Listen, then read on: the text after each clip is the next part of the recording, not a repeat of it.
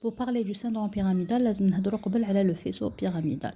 Donc le faisceau pyramidal يجي من le cerveau ويهبط يلحق البulbe. Il va faire un changement de trajet. كاين اللي يكملوا direct وكاين اللي يشانجيو le trajet. Donc كاع les lésions اللي يجوا فوق le bulbe يكونوا contralatérales و les lésions اللي يجوا تحت البulbe يكونوا ipsilatérales, le même côté. Donc l'hypertonie فيها donc هي la différence تاعها هي ما بينها وبين le faisceau extrapyramidal, l'atteinte extrapyramidale. l'hypertonie هنا تكون spastique و l'hypertonie هنا تكون plastique. Donc هذه c'est la différence بيناتهم. Donc concernant l'atteinte اللي يكون فيها le syndrome pyramidal, donc c'est une atteinte toujours centrale. C'est le système nerveux central. Donc, atteinte des nerfs crâniens, atteinte de la corne antérieure et atteinte de la corne postérieure. Donc, le nerf crânien, c'est le facial. Le facial réel inférieur. Supérieur, a d'autres voies. Donc, il va être compensé. L'inférieur, il y a une autre voie. La seule voie, c'est le faisceau pyramidal. Donc, le facial, il y a une atteinte à le facial inférieur. On a une asymétrie faciale qui كون المالادي دير دي غريماس ولا كيكون يهدر. Donc asymétrie du visage, atteinte du facial inférieur, et on va avoir une paralysie de l'hémilangue, à la langue, et de l'hémipalais. Donc, la corne antérieure, ça concerne la motricité, les mouvements antérieurs. Donc, je vous montre la motricité. La corne postérieure, c'est la sensibilité et les réflexes. Donc, on a la paralysie concernant la motricité. Donc, on a une pyramide. On a la motricité, on a tonus et on a réflexe. Donc, ce sont les trois paramètres qui sont tracés dans le syndrome pyramidal. On commence par la motricité. Donc, c'est une paralysie. Donc, la paralysie, elle est l'atteinte وين كاجيه. تقدر تكون une paralysie تاع un membre, هذه c'est très rare. تقدر تكون une hémiplégie كاع النص تاع le corps. عندك une paraplégie, c'est-à-dire les deux membres, ou là une quadriplégie. Donc les quatre membres. Donc la paralysie a une caractéristique انها تكون مع الاول فلاسك ومن بعد تولي spastique.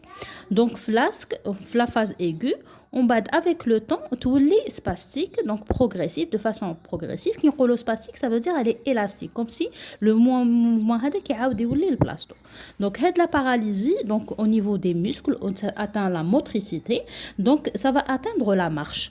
Donc la marche, واش تعطينا une marche, une claudication intermittente. تعطينا une marche en fauchant, شغل شتي هذاك الفوشون اللي نحو به القمح. Donc en fauchant, إذا كانت l'atteinte unilatérale, إذا كانت l'atteinte bilatérale, c'est تكون une marche نعيطولها spastique, comme si les deux côtés. D'accord? Donc ça concerne la motricité, مازال tonus ومازال les réflexes. Donc نهضروا على la marche, نقدروا نلقاو des problèmes au niveau de la phonation, نقدروا نلقاو des problèmes au niveau de la déglutition. وين كاين un muscle, on peut avoir un problème. Et le signe تاع تاع l'atteinte تاع le facial inférieur, on a le signe dessous. كي لقيت une image نحطها لكم. Concernant la paralysie, donc les manœuvres اللي نديروهم pour confirmer, عندنا le membre supérieur et le membre inférieur. في le membre supérieur عندنا الباغي. في le membre supérieur نقولوا له يدير يديه هكذا en parallèle ويغلق عينيه هي تتهبط. Donc في le membre inférieur يكون en décubitus ventral, يطلع رجليه 90 degrés. Donc وحده فيهم تطيح. هذه c'est barré, membre supérieur et inférieur. Mangasini, c'est les membres inférieurs. Ils comptent sur le décubitus dorsal. On بعدا يطلع رجليها 90 degrés. On بعد وحدة فيهم تطيح. Donc ça concerne la marche, la motricité, la paralysie. Donc phonation, déglutition et le signe de souk au niveau du visage.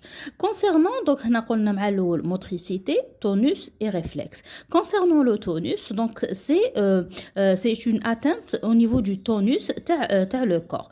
Donc le tonus وين يبان لي في les membres supérieurs, في les fléchisseurs, في les membres inférieurs, في les extenseurs. هنا اللي نلقاو aussi هذيك la marche en fauchant كما قلت لكم اللي نحو به ينحو به القمح. Donc جاي شغل هكذا un demi cercle. Donc on va avoir une contracture musculaire. Donc كما قلنا هنايا une hypertonie spastique, parce que la plastique تجي في le syndrome extrapyramidal, pardon. Donc l'hypertonie elle est spastique.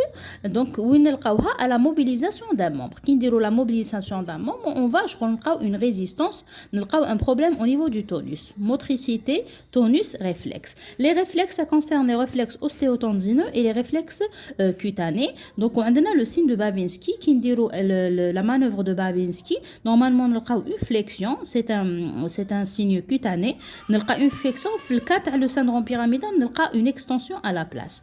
Donc عندنا في les réflexes ostéotendineux في les deux phases qui قلنا كاين deux phases هنا قلنا كاين une phase flasque une phase spastique.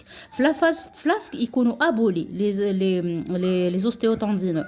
في la phase spastique يكونوا vifs. ياخي دونك هنا يكونوا مع الاول يكونوا ابولي اون بعد يولوا فيف امبل بوليسينيتيك c'est-à-dire كي ندير لا ستيمولاسيون لا كونتراكسيون تبقى شغل تعطيني بليزيور سيكل و الي ديفوز اوسي دي فوا كي ندير لا ستيمولاسيون في هاد لوندروا دونك يكون عندي ان اوتر موسكل اللي كي سو كونتراكت ماشي لو موسكل كونسيرني دونك هادو سي لي ريفلكس اوستيوتندينeux cutané قلنا لو سين دو بابينسكي on peut avoir d'autres mouvements épileptoïdes qui met le clonus تاع la rotule. Voilà ce que vous devez retenir le stade تاعكم concernant le syndrome pyramidal qui est une atteinte centrale qui m'a قلنا donc le faisceau pyramidal concernant le faisceau pyramidal où le changement de direction يكون au niveau de la bulle. Donc إذا عندكم des questions خلوهم لي في les commentaires.